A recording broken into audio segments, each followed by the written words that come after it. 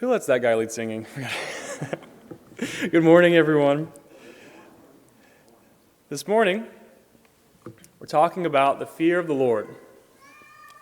If you are new to Mapleville, first of all, welcome. We're glad you're here. Second of all, there are a few things you need to know. First of all, I'm not the normal Sunday morning speaker, so if you hate the next 20 minutes, don't hold it against us. But also, the normal Sunday morning speaker speaks at a pretty normal rate. I'm pretty well known for speaking about twice that speed, okay? So be ready. I've also had coffee this morning. That's the third thing you need to know. So this might be just like turn Dennis on 2x speed, and that might be this morning. We'll see. But as we begin, I want to welcome into our assembly a guest speaker. Not me, someone else. So first of all, let me assert my firm belief that the only thing we have to fear is fear itself. Okay, I think I heard somebody saying that with me, or with Franklin, I should say. Franklin Delano Roosevelt. Very famous line from a speech that he gave, that the only thing that we have to fear is fear itself. If FDR is not your favorite representative of this idea, then Yoda might be more popular with you. Yoda said, fear is the path to the dark side. He said, fear leads to anger, anger leads to hate, hate leads to suffering. Thought about trying to do my Yoda voice, definitely chickened out. That's terrifying to try. But Yoda said, fear is the path to the dark side. So, we don't want anger, we don't want suffering, we don't want hate, we don't want all these things that Yoda associates with anger or with fear. So we definitely don't want fear. Fear is not a popular thing in our culture, but it does seem to run a lot of our lives because we all lock our doors. You probably locked your house, you probably locked your car on the way in. We lock the doors to this building while we're all in here. We turn our alarms on. We use VPNs so we can't be tracked online. We're careful where we go, especially at night. You parents might have tattooed an AirTag to your kids to where they can never escape from your sight, or at least the sight of your phone. So we let fear run for good reason, mostly, at least partially. We let it run a big portion of our lives. I don't know about you, but I have different passwords for now. I had like 2 passwords for everything. Learned that was a bad decision. So now I just have these random generated passwords for everything and just hope that we can keep them all in the safe space, right? So we have these passwords for everything because we're afraid of what's going to happen if somebody gets access to our things. So it kind of runs our lives, and we don't like it. No one likes fear. But at the same time, we kind of do like fear.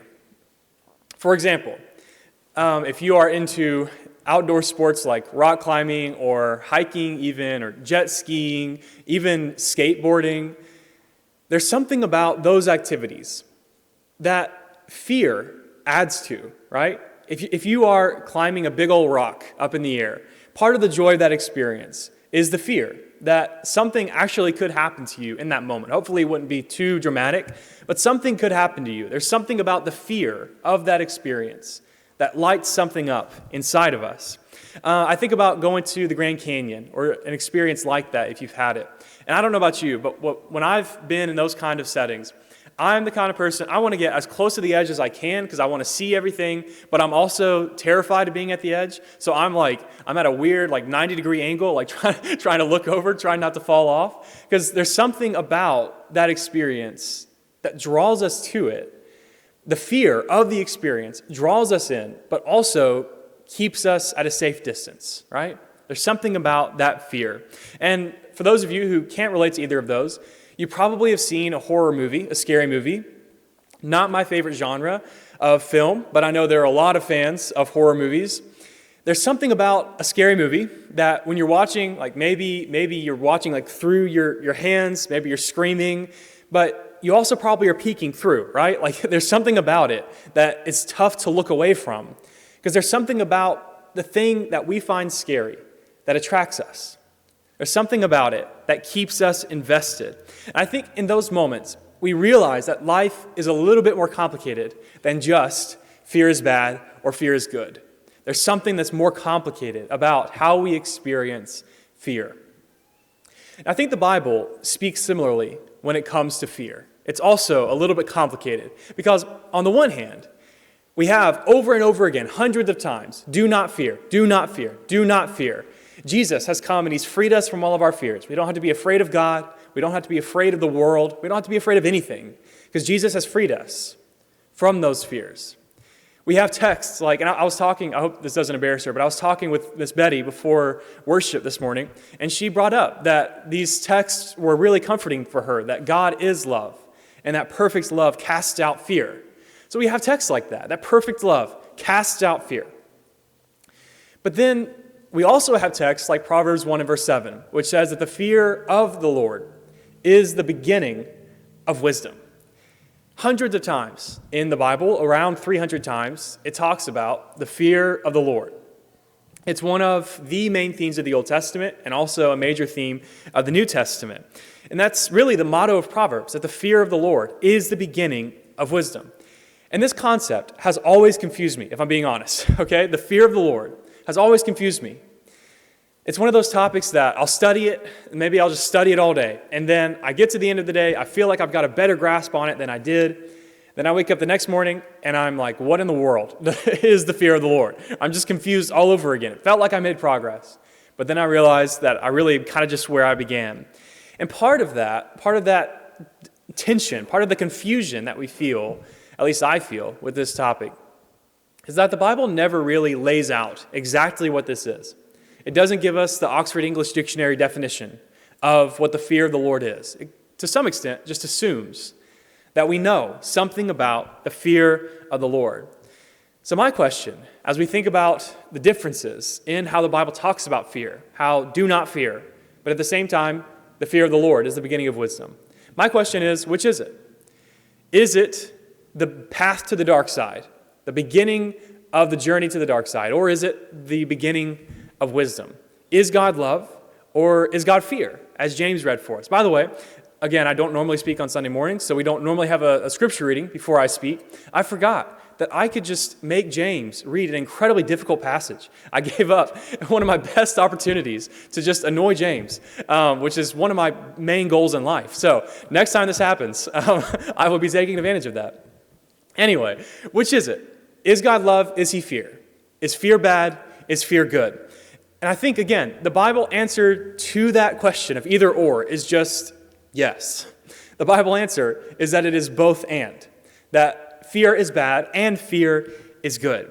I want to give you a few texts that get at that conclusion and hopefully illustrate why I'm saying that. The first one is Exodus 20 and verse 20. It says, "Do not fear, for God has come to test you, that the fear of him may be before you, that you may not sin."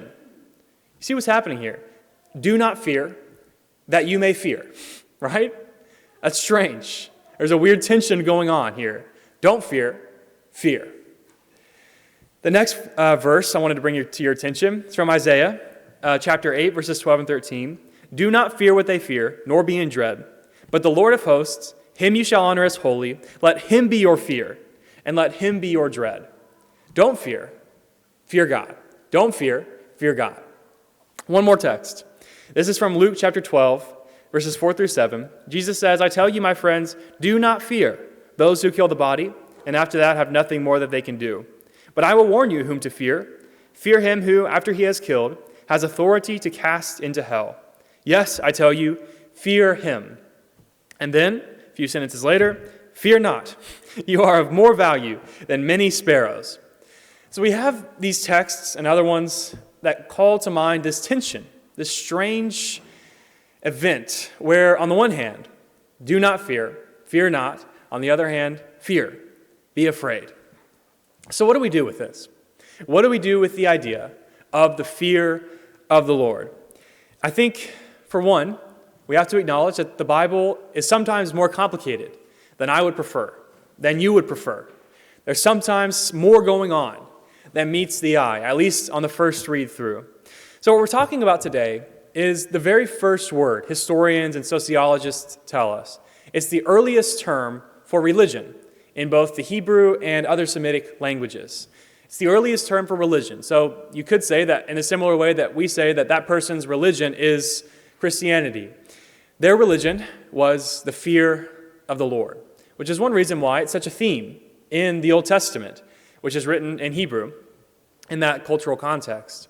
That there's something about this phrase that encapsulates everything about our religion. It's a really curious thing to me. So, this morning, what I want to do for the next 15 or 20 minutes is just to nerd out a little bit together. This is not necessarily a typical sermon of application, although we will make application. But for me, I want to address this question, and I hope it's interesting to you as well. What is the fear of the Lord? And what does it mean for our lives? So I have 4 questions that I hope that we can answer together over the next few minutes. And my goal is that as we walk out of this auditorium at the end of our worship service, that we will be less afraid, but more fearful. That we will be less afraid of God, but more fearful of God than we were when we walked in. So that's our goal, and we have 4 questions that we hope to get through to achieve that goal. The first one, and they're phrased as statements on the PowerPoint, but my first question is, what is the fear of the Lord not? What is the fear of the Lord not? There are 2 things that I want to point out that the fear of the Lord is not. And the first is anxiety about God. The fear of the Lord is not anxiety about God. We're not supposed to flinch when we think about God. Our blood pressure should not rise. That should not be our physiological response to God. We're not supposed to think of him as some oversized giant prosecutor up in the skies who's going to take us to his skyscraper court and judge us in front of everything. That's not how we're supposed to think about God, that he's out to get us like that. The whole point of wisdom literature, which is a huge theme of the Bible, and especially of the books of Proverbs, Psalms, Ecclesiastes, Song of Solomon, Job, the main theme, the main point of wisdom literature is that we have to cultivate the fear of the Lord to be truly wise. We have to cultivate that fear. Now, we don't cultivate the physiological fear that just arises within us, right? That's not something that we cultivate. But the fear of the Lord is something that is learned. It's something that is molded over time. I think like Moses says in Exodus 20, if we fear God, we won't be afraid of him. It's this strange paradox. If we fear God, we won't be afraid of him. So the fear of the Lord is not anxiety about God. The second thing that the fear of the Lord is not is reverence for God.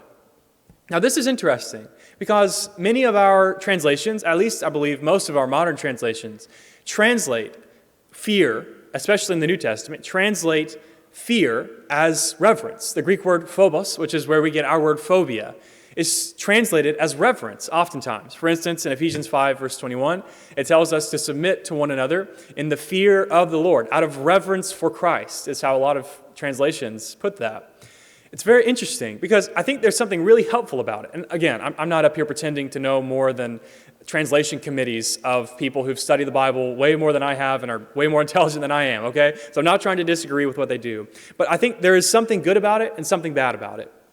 The first, to me, the good part of it is that it communicates something to us about the fear of the Lord not being about anxiety about God. That the word reverence gets us out of that headspace that we sometimes associate with the word fear in a negative way.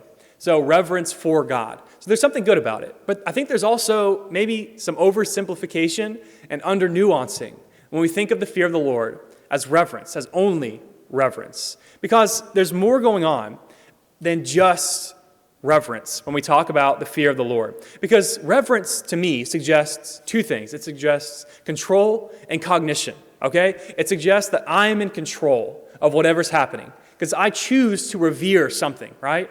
At least in a different way than I don't choose to fear something. I don't choose to be afraid of something, but I do choose to revere something because reverence is a head trip, and more so. It's something that I intellectually get to. Fear is more of an emotional response. Fear is like a gut reaction from deep inside of me that I'm not in control of, that I'm somehow afraid of whatever this fearful thing is. So there's something primitive about it. And I think there's something in that that's true about the fear of the Lord. And I hope you're getting the weird tension that we are just circling around right now. There's not anxiety about God. It's not about that. The fear of the Lord is not about anxiety about God. But there is something to why the word fear is used, and not just reverence or some other word, respect. There's something to the word fear being used. I think that's important for us to note. So our second question, our second statement, is that the fear of the Lord is about. And there are going to be 3 slides like this. We're not going to read all these verses. We're going to blitz through them. But I want to keep them up there long enough that if you are a note taker, you can get them down. Or if you want to take a picture and visit these texts later. So my goal, I have 3 slides, again, like this, that the fear of the Lord is about these things. I want to talk about one of these characteristics more extensively to give you time to think through them. But just first, let's read through them. The fear of the Lord is about forgiveness. These are all direct quotes. The fear of the Lord is about forgiveness. The fear of the Lord is about blessing. It's about protection. It's about humility. It's about goodness. And it's about closeness with God. Now, I want you to notice how all of these things, at least most of them, most of the ones that we're going to talk about, are not normally things that I would associate with being afraid of something or someone. The way that the Bible speaks about the fear of the Lord is different from how I would normally think about being afraid of someone. For instance, when I think of being afraid of something, I don't normally think of that thing as protecting me, right? That's kind of the opposite of what I normally think when it comes to fear. I don't think about it forgiving me. I don't think about being close with that thing. So there's something about the fear of the Lord that's different from what we normally think of when we think of fearing something. I want to focus just for a moment on this humility idea, because I think this is one of the key topics, the key themes that we need to grasp as we think about the fear of the Lord. Humility. Because we want control over everything. And speaking first, like for myself, I'm a perfectionist, and part of that is that I want control over my environment. This is an unhealthy thing about me, in some ways at least, that I want control over the temperature of the room. I want control over how long my food stays good in the fridge, right? I want control over how everyone thinks about me. I want control over my social media aesthetic, whatever it is for you. We want control over our lives. But sometimes things come along that remind us of how human we really are, of how not in control we are. I think about the hurricane in Houston from this past week, that millions of people have been affected in a way that reminds all of us that we are not in control. I think about injuries that come to all of us in life. Y'all all saw me hobbling around on crutches. For me, that was a pretty new experience that reminded me of how human I am, that my ankle is very human and that it can tear at any time. Also, more sobering, the loss of a loved one is something that we all experience in life, that just whether we want it or not, whether we try to push it away or not, it tells us up close and personal that we are not in control, that we can't control everything about our lives. And I think that humility, the humbling that happens in those moments when we realize that we are not God, is part of what the fear of the Lord is all about. In Romans 11 and verse 20, it's talking about God. It says, "So do not become proud, but fear." Do not become proud, but fear. I think for any limited being, which is everyone in this room, for every limited being, wisdom begins with a recognition of our own limitations, that we are humble, necessarily, whether we want to be or not, whether we are arrogant or not, we are necessarily humble creatures, because we are limited creatures. So before God, we're humble. The fear of the Lord is about humility. Also, the fear of the Lord is about joy. It's about love and obedience. It's about wisdom. It's about duty. It's about trust. It's about safety. Again, most of these things, at least, are things that we do not normally associate with fear. Maybe duty is something we could associate with fear to some extent, but for the most part, joy, love, maybe obedience is one we might associate with fear, wisdom, trust, safety, all of these things are what we might generally think of as positive characteristics, positive attributes, positive experiences. But in the Bible, it's associated with the fear of the Lord. I think joy is really interesting, that is associated with fearing God. And I think for me, I heard this analogy somewhere, and it helps me to think through how joy could be associated with it. It's an experience you might have had, you might have seen happen, you might have been on either end of it. But we have the image of a father throwing his young child up into the air and catching that child, right? If you haven't experienced it, you probably have seen it on a commercial of a perfect family that doesn't actually exist in real life, but it's a commercial that wants you to buy whatever it's about. So it's the father throwing the child up into the air and catching that child. And there's something about that experience that I think communicates to us what the fear of the Lord is about and how it might associate joy or might be associated with joy. Because when you are in the air as a child, you are not in control, right? But there's something joyful about that experience, at least hopefully, that there's something fearful but also joyful about that experience. Because it's reminding you that you are not in control of life, that there's something to be afraid of in life. But also that this being that is so mighty that they can just toss you up into the air and catch you with no problems, that being is your protection, right? That they are in control of you, in a sense. That there's something fearful but also joyful about that experience. And I think that imagery helps me to appreciate something about the fear of the Lord being joyful. One other thing before we move on to the remaining characteristics is love. This is something that I've learned as I've studied for this, that the fear of the Lord and the love of the Lord in the Old Testament, there's really no difference between them. If you read about how they're used, the fear of the Lord and the love of the Lord, there's really no recognizable difference between those two terms, which is really interesting to me because we normally think of love and fear as being total contrasts, right? They don't exist on the same plane with each other. They are opposites. But something about the biblical fear of the Lord views them as being the same thing, as fear and love working together in tandem. Our final list of what the fear of the Lord is about has to do with hope and virtue and purity and morality and loyalty and awe. I think when we think about morality, that's how we typically use this word, I think, or this phrase in our modern world. At least I've heard it said before, that man is a God-fearing man. And the Bible actually does use it like that in different places. For instance, Cornelius is called a man who feared God. And by that it means he's a good guy. He was a stand-up man who was a morally good human being. So the Bible uses it like that. But I think that last one is one I want to focus on for just a moment, because I think this is maybe the most important characteristic of the fear of the Lord in the Bible, that it has to do with awe. Psychologists tell us that there are two central features of the experience of awe in a human being. The first one is an experience of disorienting vastness. There's something big. There's something bigger than is normally experienced by me, and it disorients me. It changes how I experience the world. And that's the second central feature of awe, that there's a mental reshuffling to accommodate that experience. So there's an experience that necessarily widens my view of reality.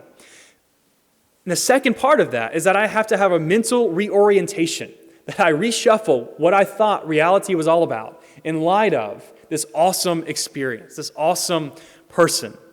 It's the experience of the holy other.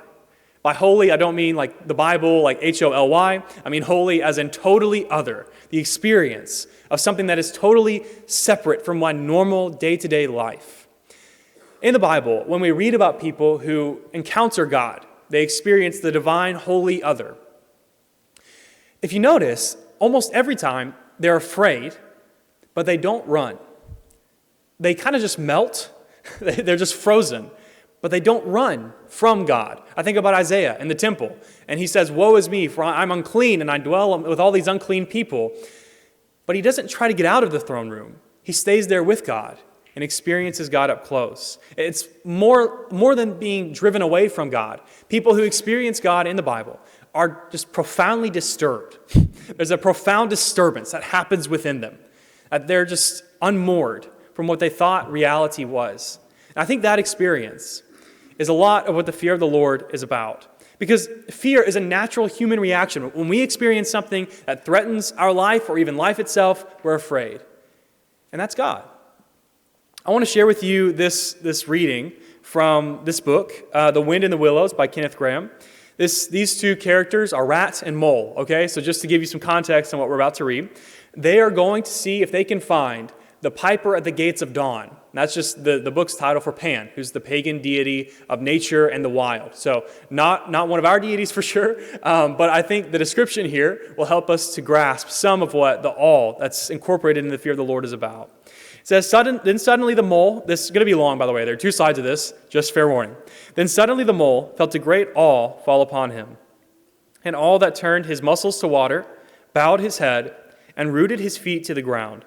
It was no panic terror. Indeed, he felt wonderfully at peace and happy. But it was an awe that smote and held him, and without seeing, he knew it could only mean that some august presence was very, very near. With difficulty, he turned to look for his friend, and saw him at his side, stricken, and trembling violently. And still there was an utter silence in the populous, bird-haunted branches around them, and still the light grew and grew. Perhaps he would never have dared to raise his eyes, but that, though the piping was now hushed, the call and the summons seemed still dominant and imperious. He might not refuse, were death himself waiting to strike him instantly, once he had looked with mortal eye on things rightly kept hidden. Trembling, he obeyed, and raised his humble head, and then, in that utter clearness of the imminent dawn, while nature, flushed with fullness of incredible color, seemed to hold her breath for the event, he looked in the very eyes of the friend and helper, and still as he looked, he lived, and still as he lived, he wondered. "Rat," he found breath to whisper, shaking. "Are you afraid?" "Afraid?" murmured the rat, his eyes shining with unutterable love. "Afraid? Of him? Oh, never, never. And yet, O mole, I am afraid."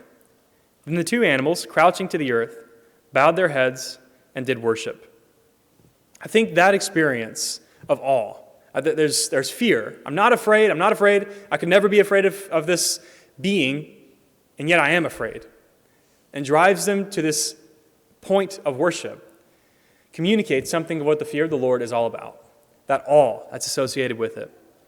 Our third thing, and we're going to go quickly through our last two things, the fear of the Lord is. What is exactly the fear of the Lord? Before I give you my definition, and it's not going to blow your minds, so don't be anticipating that, but it's something that I think is helpful at getting closer to an understanding of it. Before I give you that, I want to read this excerpt from Eugene Peterson. He says, "The fact that the fear of the Lord cannot be precisely defined is one of its glories. We are dealing with something that we cannot pin down.